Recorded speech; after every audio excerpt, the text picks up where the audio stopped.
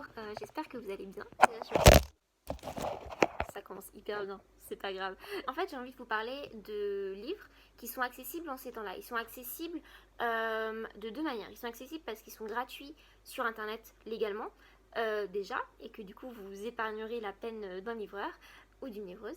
Et dans un deuxième temps, parce que c'est des choses qui peuvent en fait vous permettre de vous plonger dans des ouvrages pendant une heure, même si c'est difficile de se concentrer, même s'il se passe plein de choses et qu'on n'a pas la tête à lire, ce que je peux totalement comprendre. C'est des ouvrages en fait qui, si vous avez envie, peuvent vous distraire et vous prendre assez aisément. C'est pas des choses trop touffues, c'est pas des choses trop denses. Donc voilà, sans plus tarder, je vais commencer.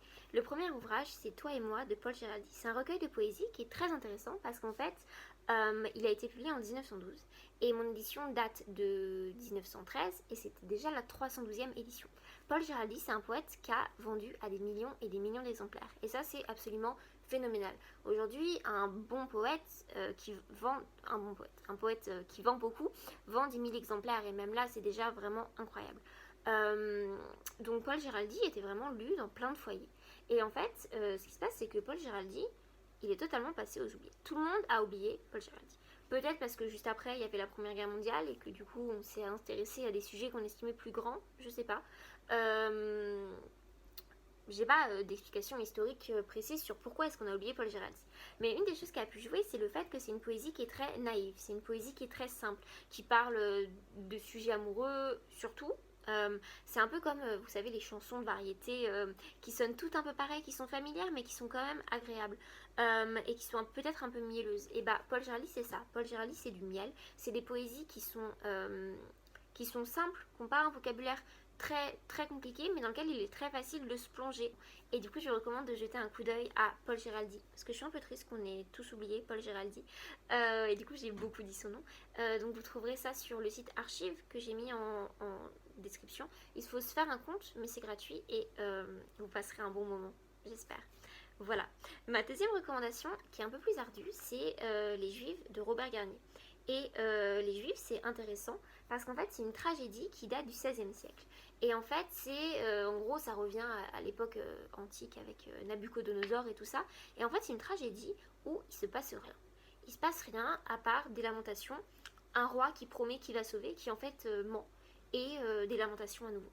Et ce cœur de lamentation, il est hyper intéressant à lire à voix haute parce qu'en fait, il y a une sorte de chant tragique qui se retrouve vraiment quand on lit cet ouvrage à voix haute et le son enfle. Il y a vraiment quelque chose de magnifique dans cette pièce dont on se rend compte en l'articulant et pour ça je vous recommande vraiment Les Juifs.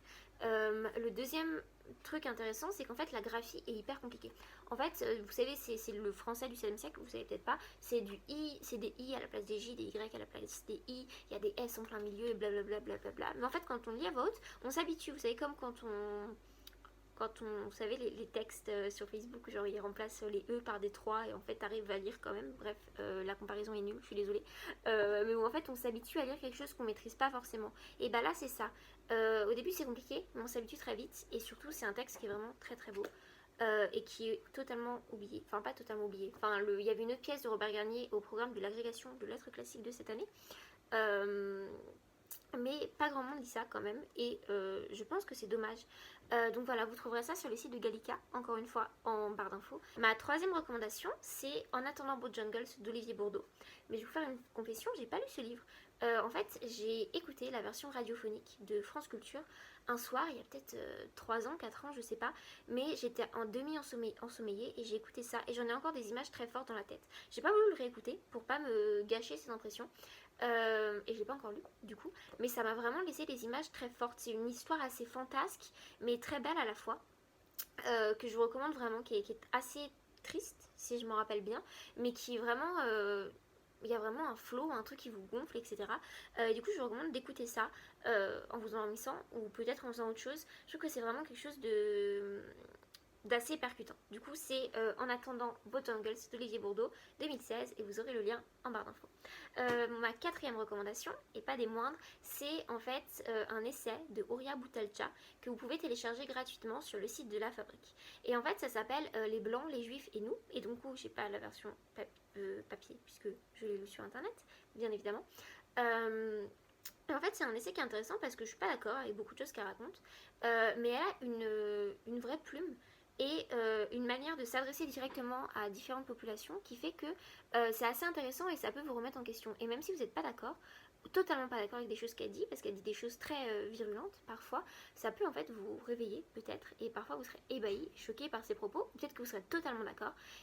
Bon courage à vous, prenez soin de vous, et peut-être à bientôt, qui sait, peut-être nous reverrons-nous physiquement dans 2 ans, je ne sais pas.